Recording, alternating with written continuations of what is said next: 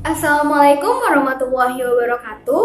Halo semuanya, perkenalkan nama saya Dinda Nur Hasanah, berasal dari kelas 12 MIPA 1 SMA Negeri 9 Padang. Baiklah, pada kesempatan kali ini saya akan membuat tugas keterampilan bahasa Indonesia mengenai novel sejarah. Apa itu novel sejarah? Novel sejarah adalah novel yang di dalamnya menjelaskan dan menceritakan tentang fakta kejadian masa lalu yang menjadi asal muasal atau latar belakang terjadinya sesuatu yang memiliki nilai kesejarahan. Bisa bersifat naratif atau deskriptif dan disajikan dengan daya khayal pengetahuan yang luas dari pengarang. Nah, salah satu contoh novel sejarah yaitu novel Halaman Terakhir. Berikut mari kita bahas.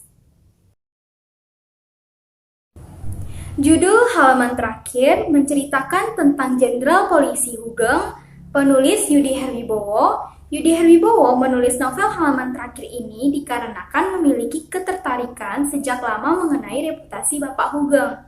Penerbit Naura Buku, cetakan pertama 15 Februari 2015, tebal 436 halaman. Novel sejarah ini mengisahkan situasi masa pemerintahan Indonesia pada masa Orde Baru, yaitu tanggal 27 Maret 1968 pada masa pemerintahan Soeharto. Dan novel dengan judul Halaman Terakhir ini menceritakan penggalan kisah kehidupan sosok jenderal polisi yang bernama Hugeng Iman Santoso. Siapa itu Hugeng Iman Santoso? Hugeng merupakan sosok seorang jenderal polisi Indonesia yang teladan, jujur, berintegritas, sederhana, dan aktif. Beliau lahir pada tanggal 14 Oktober 1921 di Pekalongan dan ia meninggal pada tanggal 14 Juli 2004. Hugeng menjadi kepala polisi pada tahun 1945. Karir Hugeng terus berlanjut hingga menjabat menjadi kepala reskrim di Medan, Sumatera Utara. Kemudian pada tanggal 15 Mei 1968, ia dilantik menjadi Panglima Angkatan Kepolisian RI. Tentu banyak rintangan yang dialami Hugeng saat menjalankan tugasnya sebagai seorang jenderal polisi. Nah, di dalam novel ini menjelaskan dua kasus besar sekaligus terakhir Hugeng saat ia masih dalam posisi Kapolri. Dua kasus besar tersebut yaitu kasus pertama, kasus Song Kuning. Kasus ini merupakan kasus pemerkosaan seorang gadis penjual telur di Yogyakarta yang bernama Sumariah.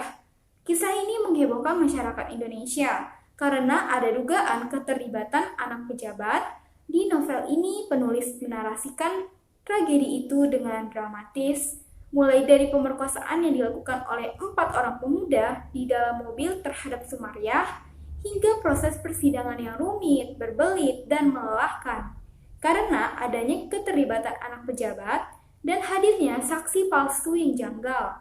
Hal inilah yang menyebabkan Jenderal Hugeng tidak bisa diam dan memutuskan untuk menyelesaikan kasus yang rumit ini sampai mengirim tim investigasi khusus dari Jakarta untuk membantu. Kemudian kasus kedua, kasus penyelundupan mobil mewah. Kasus ini memiliki waktu yang hampir bersamaan dengan kasus pertama. Kasus ini merupakan penyelundupan yang paling fenomenal karena penyelundupan ratusan mobil mewah oleh Sony Cahaya. Jenderal Hugeng berusaha membongkar kasus penyelundupan ini.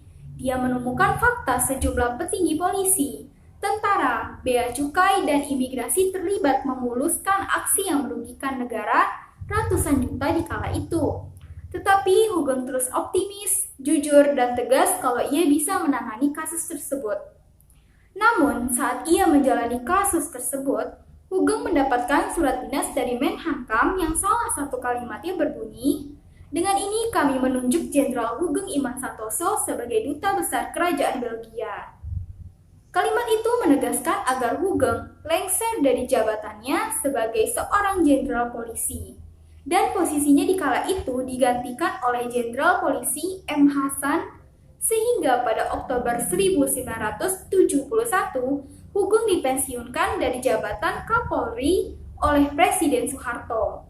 Beberapa pihak menilai Hugeng sengaja dipensiunkan untuk menutup kasus tersebut. Hugeng menerima semua perlakuan tersebut dengan lapang dada, walaupun memberatkan dan melukai hatinya. Namun, kedua kasus tersebut akhirnya bisa diselesaikan oleh mantan anak buahnya Hugeng. Nah, setelah saya membaca novel halaman terakhir ini, banyak sekali kalimat-kalimat dan kata-kata yang menjadi favorit saya. Salah satunya, yang paling berat adalah dikeroyok rekan sendiri untuk meremehkan hukum dan menomorsatukan kepentingan pribadi. Amanat yang dapat kita petik yaitu, sebagai seorang manusia, tidak boleh meremehkan yang lemah. Kita harus menjunjung nilai kemanusiaan dengan saling menghargai hak antar sesama. Dan diperingatkan bagi pemerintah atau pejabat harus memberikan contoh yang baik kepada rakyat, apalagi sampai melanggar peraturan-peraturan yang telah dibuat dan ditetapkan. Dan kita diberi pesan harus bersikap jujur, adil, saling membantu antar sesama dengan tidak memandang golongan ras, suku, dan budaya. Penokohannya yaitu, sosok seorang Hugeng ini memiliki sifat yang jujur, optimis, sederhana, tegas, memiliki jiwa kepemimpinan, dan pemberani. Itu semua tergambarkan di dalam novel halaman terakhir ini. Nilai-nilai yang terkandung dalam novel ini yaitu, 1. Nilai sosial. Dapat kita lihat dari sosok Hugeng selalu memegang prinsip sifat tegas dan kepeduliannya antar sesama. 2. Nilai budaya. Novel ini menceritakan penderitaan Sumariah oleh ketidakadilan hukum yang berlaku pada saat itu, apalagi mengenai suap-menyuap, pembungkaman pers yang terjadi selama masa Orde Baru, dan KKN. 3. Nilai religius. Nilai ini tergambarkan saat Hugeng memberantas kasus perjudian di Sumatera Utara dan tidak menerima uang dari suapan siapapun karena itu merupakan uang yang tidak halal. Nilai kehidupan novel sejarah halaman terakhir yang berkaitan pada zaman sekarang yaitu, pada zaman sekarang masih banyak para pemimpin atau pejabat yang sewenang-wenang akan posisinya, sehingga sering terjadi perbedaan hukum antara rakyat dengan pejabat yang membuat rakyat sangat tertindas. Cukup sekian resensi novel sejarah halaman terakhir yang telah saya buat. Apabila ada kata-kata yang salah, mohon dimaafkan. Wabillahi taufiq wal hidayah. Wassalamualaikum warahmatullahi wabarakatuh.